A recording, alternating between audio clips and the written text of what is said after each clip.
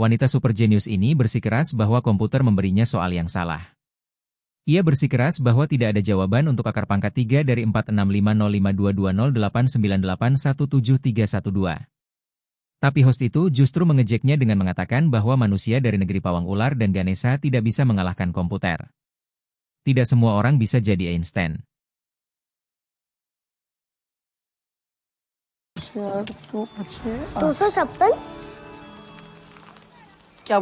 Ceritanya dimulai pada tahun 1934 di Bangalore, India, dengan seorang gadis berusia 5 tahun bernama Shakuntala Devi. Dia tampak asyik bermain, seolah-olah dia adalah anak seusianya, dengan sepupunya yang menemaninya mengerjakan pekerjaan rumah matematika di sekolah. Namun, tanpa sepengetahuannya, Shakuntala memperhatikan soal-soal matematika tersebut, dan yang mengejutkannya, dia mampu menyelesaikannya dengan benar di dalam kepalanya, meskipun faktanya soal tersebut melibatkan akar pangkat 3 dari bilangan 8 digit. Sepupu Shakuntala menyadari bahwa dia bukanlah anak biasa, membawanya kepada orang tuanya dan dengan antusias menjelaskan kejeniusannya kepada mereka. Dia baru berusia 5 tahun dan tidak pernah bersekolah, tetapi dia mampu memecahkan masalah matematika yang rumit. Setelah menyaksikan bakat Shakuntala secara langsung, ayahnya, Bisha, memutuskan untuk membawanya ke sekolah, di mana ia menunjukkan kemampuannya di depan guru dan siswa. Dia menggunakan bakatnya untuk membuat pertunjukan matematika di mana Shakuntala memecahkan masalah rumit untuk para guru. Dan setiap pertunjukan selalu sukses. Para penonton memberikan Shakuntala tepuk tangan meriah, sementara Bisha menerima uang. Sebaliknya, Shakuntala memiliki keinginan untuk bersekolah setelah melihat anak-anak lain belajar dan bermain bersama di sekolah, dan dia menyampaikan keinginannya kepada ayahnya.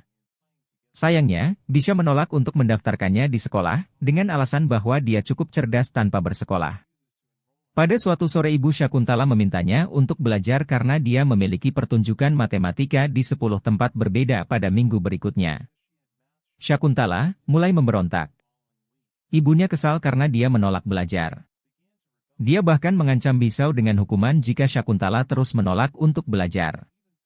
Namun Shakuntala tetap menolaknya, dengan menyatakan bahwa Shakuntala lah yang seharusnya menjadi ayah di rumah mereka karena dialah yang bekerja, bukan Bisha. Ibunya hanya menjawab bahwa Shakuntala akan mengerti betapa sulitnya membesarkan anak di masa depan. Dia lalu masuk ke dalam rumah tanpa menyuruhnya belajar lagi. Sharada, kakak perempuan Shakuntala, hanya berdiri di sana menyaksikan Shakuntala dan ibu mereka bertengkar. Ketika ibu mereka pergi, dia mengatakan kepada Shakuntala bahwa dia terkesan dengan kecerdasannya. Dia bahkan membayangkan Shakuntala menjadi orang hebat suatu hari nanti. Shakuntala telah mengharapkan hal ini terjadi. Dia berjanji pada Sharada bahwa jika dia benar-benar sukses di masa depan, dia akan membawanya kemanapun yang dia inginkan. Namun hal itu tidak akan pernah terjadi karena, ketika Shakuntala pulang ke rumah dari pertunjukannya dia menemukan Sharada tewas di depan rumahnya. Sharada telah lama sakit, tetapi keluarganya tidak mampu membawanya ke rumah sakit. Uang Shakuntala hanya mampu menutupi pengeluaran sehari-hari keluarganya. Shakuntala terlalu marah untuk mengingat. Dia menganggap orang tuanya bertanggung jawab atas kematian Sharada, terutama ibunya, yang tidak melakukan apapun untuk menyelamatkan Sharada. Menurut Shakuntala, seorang ibu harus melakukan apa saja untuk anaknya. Shakuntala kecewa dan menolak berbicara dengan ibunya lagi. Dia sangat membencinya sehingga dia bersumpah kepada Sharada bahwa dia tidak akan pernah menjadi wanita seperti ibu mereka. Bisha masih menganggur pada tahun 1954, ketika Shakuntala berusia 25 tahun, dan hanya mengandalkan pendapatan yang diperoleh Shakuntala dari melakukan pertunjukan matematika. Myself, Shakuntala. Who is having first question for me? Namun seiring bertambahnya usia, dia semakin pandai dalam membawakan pertunjukannya. Dhiraj, pacar Shakuntala, menolak melamarnya. Dia selalu mencari-cari alasan untuk menghindari melamarnya, dan Shakuntala tidak pernah mempertanyakan alasannya. Suatu malam Shakuntala menemukan undangan pernikahan Dhiraj kepada wanita lain. Dia memiliki calon istri, dan selama ini dia hanya berpura-pura mencintai Shakuntala. Ketika dia mengetahui hal itu, dia menjadi sangat marah, jadi dia menembaknya dengan senapan angin. Oleh karena itu, Syakuntala pergi ke London pada usia 26 tahun untuk melupakan Dheeraj dan kemudian tinggal di Wisma Tamu. Dia masih menawarkan diri untuk melakukan pertunjukan matematika untuk beberapa orang penting karena dia membutuhkan uang untuk membayar sewa dan pengeluaran harian lainnya. Namun, dia mengalami kesulitan menemukan orang yang mau menggunakan jasanya. Syakuntala akhirnya menemukan tempat yang tepat untuk pertunjukannya, Royal Mathematical Society di London.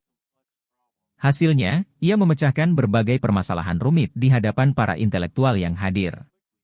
Yang lebih membuat mereka terkesan adalah seberapa cepat dia menyelesaikannya.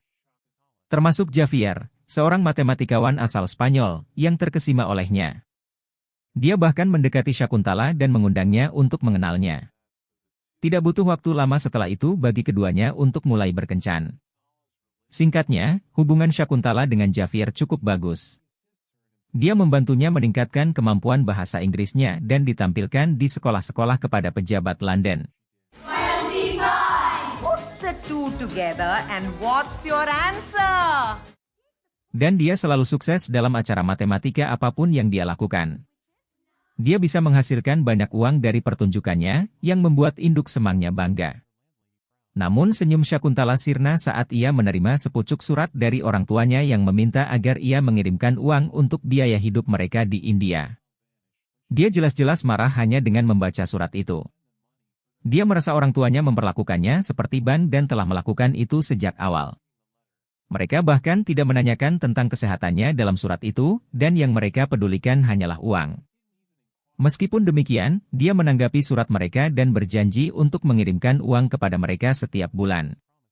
Suatu hari Syakuntala diundang untuk tampil di acara televisi di mana dia akan berkompetisi melawan komputer tercepat untuk memecahkan masalah matematika. Dia dapat dengan mudah memecahkan soal tersebut pada awalnya, sampai dia menemukan sebuah pertanyaan yang dia curigai mengandung kesalahan pada 3 digit terakhir. Namun, tuan rumah mengabaikan protesnya, sehingga dia tidak dapat menyelesaikan masalah tersebut hingga waktu habis. Ia bahkan menyatakan bahwa seseorang dari negeri gajah dan ular tidak mungkin menjadi Einstein berikutnya. Bahkan ketika Syakuntala mencoba merevisi pertanyaan yang bermasalah itu, dia menolaknya, yang membuatnya sangat malu. I'm afraid this question is wrong. Are you suggesting the computer is wrong? Lagi pula, acara tersebut disiarkan langsung di seluruh negeri. Javier datang menemui Syakuntala keesokan harinya dengan kabar baik. Para ahli menghitung secara manual soal matematika kemarin dan menemukan bahwa dia benar, komputer telah membuat kesalahan. Syakuntala sekarang dikenal sebagai manusia komputer sebagai hasil dari ini. Sejak saat itu, Syakuntala semakin tertarik melakukan pertunjukan matematika. Dia diundang untuk tampil di negara lain, yang meningkatkan ketenaran dan kekayaannya. Namun, sebagai akibat dari keberhasilan Syakuntala, Javier merasa rendah diri. Jadi dia mengakhiri hubungan mereka, dengan alasan bahwa dia harus kembali ke Spanyol.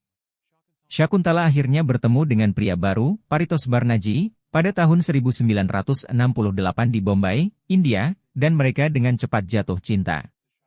Saat mereka berencana untuk menikah, keduanya pergi ke kampung halaman Syakuntala untuk meminta persetujuan orang tuanya.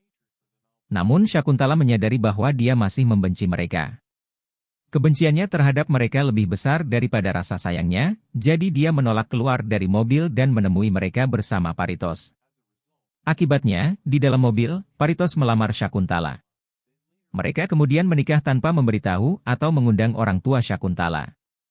Syakuntala dan Paritos dikaruniai seorang bayi perempuan yang diberi nama Anupama, atau disingkat Pama, pada tahun 1970. Syakuntala kini mengabdikan hidupnya untuk menjadi seorang ibu dan istri, dan dia merasa puas. Syakuntala menemukan album hitam yang berisi kenangannya tentang matematika saat membersihkan rumah suatu hari. Dia menyadari bahwa dia rindu melakukan pertunjukannya dan memutuskan untuk memberitahu Paritos bahwa dia ingin melanjutkan karirnya. Untungnya, dia adalah seorang suami yang sabar. Dia membiarkannya melakukan apapun yang dia inginkan selama dia bahagia. Syakuntala meninggalkan rumah beberapa hari kemudian untuk kembali ke pertunjukan, meninggalkan Pama dan Paritos di rumah. Syakuntala belum kehilangan sentuhannya. Bakatnya memukau banyak orang, dan dia bahkan dilantik dalam Guinness Book of Records. Di sela-sela pertunjukan, dia selalu menyempatkan waktu untuk menelepon ke rumah dan menceritakan petualangannya kepada Paritos. Syakuntala menjadi khawatir suatu hari setelah Paritos memberitahunya bahwa Pama telah mulai belajar berbicara. Itu karena Pama mengucapkan kata pertama yaitu ayah, bukan ibu. Sebenarnya itu masuk akal karena Pama menghabiskan lebih banyak waktu dengan Paritos. Meskipun demikian, hal itu membuat Syakuntala iri. Dia juga khawatir bahwa dia bukan ibu yang baik bagi putrinya. Dia takut Pama akan melupakannya. Akibatnya, Syakuntala segera pulang ke rumah, meminta Paritos dan Pama untuk menemaninya bekerja dan bepergian keliling dunia. Namun, tentu saja Paritos menolaknya karena dia memiliki pekerjaan di India. Lebih jauh lagi, mengandalkan istrinya untuk mendapatkan uang akan membahayakan harga dirinya. Mereka akhirnya bercerai, dan Syakuntala membawa Pama bersamanya untuk berkeliling dunia melakukan pertunjukan matematika, yang membuat Paritos kesal. Pama berusia 8 tahun pada tahun 1978, dan dia merindukan ayahnya. Dia tidak akan pernah melihat ayahnya lagi karena Syakuntala membawanya keliling dunia. Dia hanya bisa menulis surat untuk Paritos dan meminta ibunya untuk mengirimkannya. Sebaliknya Syakuntala, yang kini telah menjadi ahli astrologi bersama seorang ahli matematika, menyadari bahwa Pama merindukan Paritos. Namun, dia tidak bisa membiarkan Pama tinggal bersama ayahnya karena dia mencintainya dan ingin Pama selalu berada di sisinya. Pama tidak hanya ingin bertemu ayahnya. Dia ingin bersekolah dengan anak-anak lain seusianya. Selama ini dia bisa bersekolah di rumah hanya karena Syakuntala, yang selalu membawanya keliling dunia. Tapi dia sudah muak dengan hal itu. Dia ingin menjadi anak normal yang bersekolah di sekolah normal. Dan keinginannya bertepatan dengan Paritos. Ketika Paritos akhirnya bertemu Syakuntala, dia menuntut agar Syakuntala segera menyekolahkan Pama. Kalau tidak, dia berencana untuk mengajukan kasus hak asuh, yang dia yakin akan dimenangkannya. Pada tahun 1986, seorang anak bernama Pama akhirnya dapat bersekolah di asrama sekolah, di mana dia mendapatkan banyak teman. Meskipun demikian, Syakuntala tetap sama. Dia selalu mengundang Pama untuk menemaninya dalam perjalanan globalnya setiap kali dia memiliki kesempatan. Pama jarang bersenang-senang saat menghadiri acara ibunya. Pama tampak bosan bahkan ketika Syakuntala sedang mengadakan sesi tanya-jawab tentang buku bertema homoseksualnya. Kebosanannya dengan cepat berubah menjadi kemarahan ketika ibunya menuduh Paritos sebagai seorang gay. Pama sudah mencapai akhir kesabarannya saat ini. Dia mengecam Syakuntala bukan hanya karena ibunya memfitnah ayahnya, tetapi juga karena dia membangun karirnya dengan mengorbankan Pama. Pama bosan berpindah dari satu hotel ke hotel lain karena ibunya bersikeras agar dia menemaninya. Dia tidak pernah merasa punya tempat yang bisa disebut rumah, dan dia tentu saja tidak pernah merasa punya ibu. Jadi, jika Syakuntala tidak berniat menjadi ibu normal, Pama mengancamnya dengan melarikan diri untuk tinggal bersama ayahnya. Syakuntala menjawab dengan mengatakan bahwa Paritos tidak ingin Pama tinggal bersamanya. Namun, dia berjanji untuk mengambil cuti dan tinggal bersamanya di London. Syakuntala mengejutkan Pama dengan sebuah rumah di jantung kota London pada tahun 1987, yang membuat Pama senang. Dia berjanji untuk menghabiskan waktu bersama Pama seminggu sekali.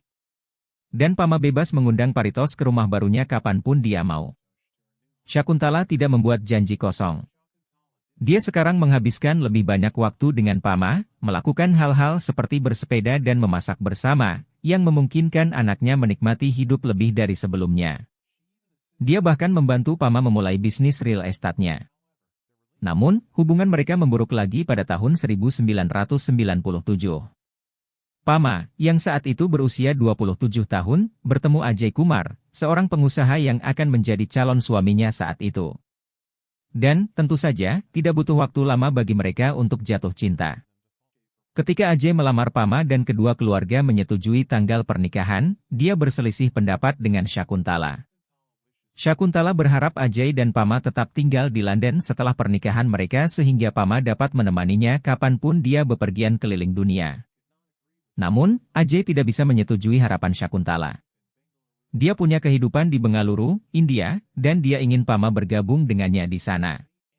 Karena mereka berdua bersikukuh, perdebatan mereka berakhir tanpa penyelesaian. Ajay percaya Pama harus menemaninya karena dia adalah suaminya, Sedangkan Syakuntala percaya dia memiliki lebih banyak wewenang atas kehidupan Pama karena dialah yang melahirkannya. Pertengkaran mereka akhirnya sampai ke telinga Pama yang sedang marah besar pada ibunya. Dia menuduh Syakuntala menghalangi kemampuannya untuk menjalani hidupnya sendiri. Sekalipun Syakuntala yang melahirkan Pama, ia tidak boleh merasa punya hak untuk mengendalikan hidupnya sendiri, terutama sekarang Pama sudah dewasa. Syakuntala sangat marah mendengar perkataan Pama dan hampir menampar putrinya, membuat Pama semakin kecewa padanya. Akhirnya, Pama memutuskan untuk menikahi Ajay tanpa izin Syakuntala. Karena tidak ingin Pama meninggalkannya, Syakuntala akhirnya mengambil jalan terakhir. Ia mengancam akan menutup bisnis properti Pama di London dan membekukan semua tabungannya. Alih-alih menyerah pada ancamannya, Pama membalas dengan mengklaim bahwa Syakuntala telah memisahkannya dari ayahnya. Pama tidak akan membiarkan ibunya memisahkan dia dari suaminya. Baiklah jika Syakuntala ingin menghancurkan perusahaannya. Di India, dia dapat memulai bisnisnya dari awal. Pama menikah dengan Ajay beberapa hari kemudian, dan pasangan itu pindah ke India. Namun kebenciannya terhadap Syakuntala tetap ada. Pama menjadi marah ketika seseorang menyebut Syakuntala di depannya. Tidak hanya itu, dia juga berencana untuk tidak memiliki anak agar tidak mengulangi kesalahan Syakuntala. Namun takdir punya rencana lain. Pama akhirnya hamil. Untungnya, dia akhirnya bisa menerima hal itu. Dia bahkan menyadari bahwa memiliki anak mendatangkan kebahagiaan baginya. Yang harus dia lakukan adalah berusaha untuk tidak menjadi seperti ibu Syakuntala. Syakuntala, di sisi lain, tidak dapat berkonsentrasi setelah pertengkarannya dengan putrinya. Dia bahkan melakukan kesalahan saat siaran langsung televisi pada suatu kesempatan. Hal itu membuatnya menyadari bahwa dia perlu pergi ke rumah orang tuanya dan meminta maaf. Namun, saat Syakuntala tiba, ia mendapati orang tuanya telah meninggal, dan rumah yang ditinggalinya semasa kecil hampir kosong. Ada kliping berita tentang keberhasilannya sebagai ahli matematika di antara barang-barang yang tersisa, yang menunjukkan bahwa orang tuanya telah mengikuti kemajuannya sejak dia meninggalkan rumah. Syakuntala terisak-isak saat dia menyadari bahwa dia telah berbuat salah kepada orang tuanya. Sementara itu, Pama telah melahirkan anaknya, Amrita, dan menjalankan bisnis propertinya dengan sukses. Suatu hari Pama bertemu dengan beberapa teman lama sekolahnya, dan percakapan mereka entah bagaimana mengarah pada kasih sayang antara ibu dan anak. Percakapan itu mengingatkannya pada Amrita, yang ditinggalkannya di rumah. Oleh karena itu, dia bergegas kembali ke rumah untuk menemani putrinya. Malam harinya, Pama dan Ajay berdiskusi serius tentang Syakuntala. Dia mengaku telah memaafkan ibunya dan bahkan mengungkapkan penyesalan karena mengabaikan teleponnya selama beberapa tahun terakhir. Dia bermaksud menelepon Syakuntala segera untuk memberitahunya tentang Amrita. Keinginannya untuk berdamai dengan Syakuntala pupus ketika Ajay memberitahunya bahwa Syakuntala telah menjual semua kepemilikan properti Pama. Seolah itu belum cukup, dia bahkan tidak memberi Pama sepeser pun dari hasil pembagian keuntungan. Sebaliknya, dia mengalihkan pembayaran pajak keuntungan modal kepada Pama, yang membuat keluarganya terlilit utang. Pama dan Ajay tidak akan pernah membiarkan Syakuntala melakukan ini kepada mereka. Jadi mereka memutuskan untuk pergi ke London dan mengajukan gugatan terhadap Syakuntala. Lagi pula, Ajay yakin mereka akan memenangkan kasus mereka. Namun, ketika Pama dan Ajay tiba di London, mereka menemukan itu semua hanyalah tipuan Syakuntala. Dia terpaksa melakukan semua ini karena dia ingin bertemu Pama, yang menolak pergi ke London untuk menemuinya. Dia bahkan akan memberikan semua keuntungan dari penjualan propertinya kepada Pama dan tidak akan keberatan jika Pama menuntutnya.